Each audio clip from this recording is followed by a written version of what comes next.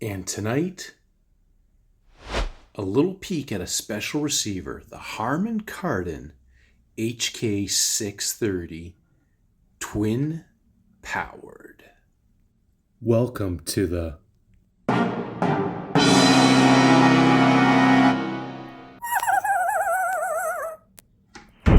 vintage vibe.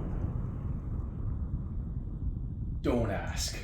However, you can ask about the Harman Kardon in particular. Well, what about its features? What's one of these things worth if you happen to find one today in 2024? What can you expect in terms of service and maintenance? How does it sound? And does it deserve a place in your vintage audio collection? All that and maybe just a little bit more right here on The Vibe. 1973 wasn't a year for big power output. The HK-630 was only equipped with 30 watts per channel. Even the top-of-the-line 930 only hailed with 45 watts per side. So what is it about this receiver that makes it special? Because it kind of looks like any other receiver that came out of the 1970s. Certainly the cabinet wasn't what turned you on. I mean, this was a black MacTac-like finish that once it got dirty, well, you had a heck of a time cleaning it. And it wasn't equipped with all kinds of inputs or outputs, aside from a preamp out on the back, which is, well, kind of convenient and unexpected. This is really a modest receiver with modest means. Until you open it up and you start to notice things like twin power transformers and a high-quality FM tuner. And for the lucky few, well, you could upgrade it with this quality walnut cabinet. Oh. The more you look at this receiver, the more you start to realize it's kind of a sleeper. I mean, once you open it up, you really understand that there's more to this thing than meets the eye. I mean, we're talking some high quality tech in this thing. We'll go a little deeper on just what I mean by that in a moment. The looks, well, at first kind of bland and simple, start to grow on you. The black plexiglass face starts to look classy. That greenish kind of blue glow, although it reminds me of the look of Marantz, the dial. It's uniquely different, just the way it pops from behind that black plexiglass. The golden font of 630 twin powered kind of tells you there's something special under the hood. Kind of like, well, if you pull up beside a Dodge Charger and you see the word Hemi, you know you better think twice. The receiver itself, although it was a modest midline receiver, actually has some features that you don't really expect, which is, well, twin tone controls, left and right, bass and treble, pre-outs, as well as power input, which is kind of uncommon on this sort of, well, ranked receiver, being just mid-range. I want to take you inside the 630 and share with you a little bit of what I was seeing going on and share with you a little bit of the process to get this thing ready to give it a real in-depth listen. All right, what I've got here is a Harman Kardon 630C receiver. They call these twin-powered receivers. And I've got it kind of pulled apart as I'm giving it a look over, cleaning a few of the controls. I want to just give you a little shot of the inside of this unit because this is one of those receivers that is kind of unassuming and a little boring. So if you see this kind of on the shelf in a buy-sell mart, a flea market, something like that, you'd likely walk right past it. But as you can see, we've got a little something going on underneath here, including twin power transformers for left and right channels. Now, why in the world would we have a twin power transformer receiver when it's only rated at about 30 watts per channel and have as much capacitance as we have here in the power supply? This was a mid-ranged kind of Harman Kardon designed to compete with stuff like maybe the Pioneer 727, kind of modest receivers of the time. However, this is quite obviously a much better built receiver than meets the eye. And one of the only receivers that, while I'm out here kind of in the garage and I've got the fluorescent lamp on, it's kind of a LED spot lamp, let's call it, that plugs in. It does not affect the FM reception. And you can see here the FM tuner section is not really shielded like some of the other receivers, but we're still bang on with FM reception not dropping out of stereo, which is quite a feat for an older receiver like this, since again most of them that I bring out here, as soon as I turn that light switch, you'll get static and reception problems. So quite a well-built little receiver indeed. So this right here is your phono section on the receiver, and we already kind of looked at where the FM ganged capacitor is, or the, what's doing your tuning right up here. And you can see kind of the tone board along the bottom here, all the little solder joints. That's your power supply over there.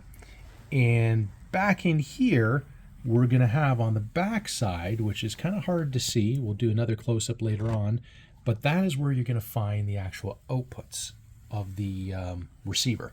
So there's not like a heat sink per se. The back of the receiver becomes the heat sink. Now this is again a little odd of a design in that there's pre-out jumpers on this receiver so that you could actually separate the power amp section from the pre-section, which again is really not heard of in a modest receiver like this. And here is that backside, so you can see phono, auxiliary, and tape, which would have been kind of the mainstream of the time. We've got our FM Dolby inputs and outputs, our pre-out and our main amp in, our little jumper there. There's our antenna connections, our speaker connections, which unfortunately are those awkward kind of screw terminals that you have to wrap the wire around or use a spade connector. We've got our AM ferrite bar and a couple switched outlets. There we have a fuse independently for left and right speaker, and then there's our main power fuse. Now this is where our outputs are along the top here, and that essentially is your heat sink as well. So this will get a full cleaning, and then we're going to put it together. Now these came with optional wood cabinets that were really quite nice looking, kind of gave it a more handsome look to it. Unfortunately, this one has got the plain Jane kind of black metal cabinet, as you'll see shortly. Okay, so the HK-630 twin-powered receiver has been fully reassembled, and that's everything being cleaned, all the knobs and the dial, behind the dial, the chassis, the cover, and it turned out pretty good, all things considering, since this had been in storage for quite a while, and it seems to be performing quite decent as well at this stage. We'll get ready to bring it in next to give it a more serious listen so we can base some opinions of what the 630 is all about next. Now, the 630s and the bigger brother, they're getting a little bit harder to find. And I think it's because people are starting to realize that, again, these unassuming receivers were quite well built. Again, having a dual power supply was not common. The idea that HK had here was to have a robust power supply that could handle the peaks and the crescendos in music, the deep bass hit, if you've got a kick drum of a bass or a demanding musical passage, whether it's orchestra or whatever. This thing kind of loafs along effortlessly and reproduces that music with a lot of gusto, a lot of accuracy. It doesn't break up. It really doesn't distort unless you're really pushing it. I mean, this thing just maintains its composure. It's got a very kind of full sound as a result of that ultra wide frequency kind of design that they had. And just that, the HK had an idea of a wide bandwidth of audio reproduction.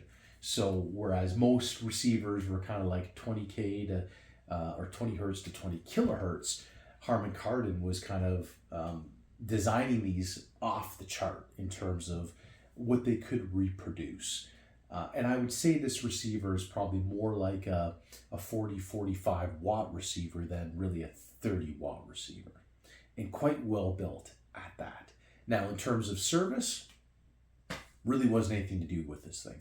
I would expect that being older, you're going to have a cleaning of the controls like I did. It's possible you might have burnt out bulbs. Sometimes as they get older, the tuners go a little bit out of adjustment or alignment, and they could use some tweaking to really perform at their best in terms of sensitivity and being able to lock in and hold those stations. But for the most part, considering this was an older unserviced receiver, when I received it, I was quite impressed with just how well it has aged.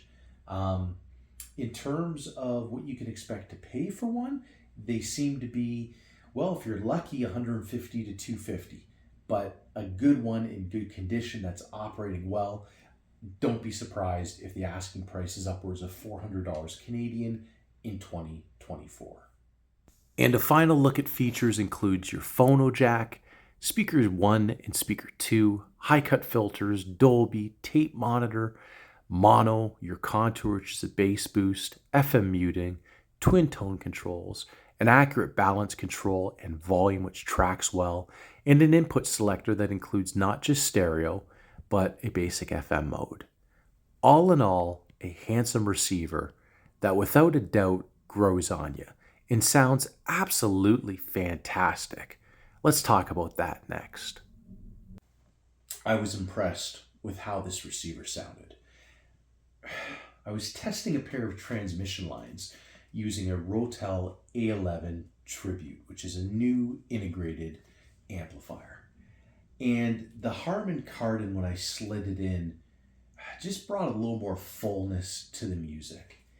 And if I look back, or I think back to my notes in particular, this receiver, it has a natural sound to it where it doesn't kind of, take on a woolly tone where there's too much bass. It's also not thin or lacking, so I don't have to use the contour or the bass boost. I can keep those tone controls relatively flat or flat, and I still get a good natural reproduction of music where it's engaging, it's tight, it's dynamic, and it's smooth. There's a decent amount of resolution out of this receiver. And I mean a decent amount in regards to, it's got just enough sparkle and detail and texture to it. I didn't think I was listening to a vintage receiver and a mid-level receiver at that. As I turned it up, it kept its composure.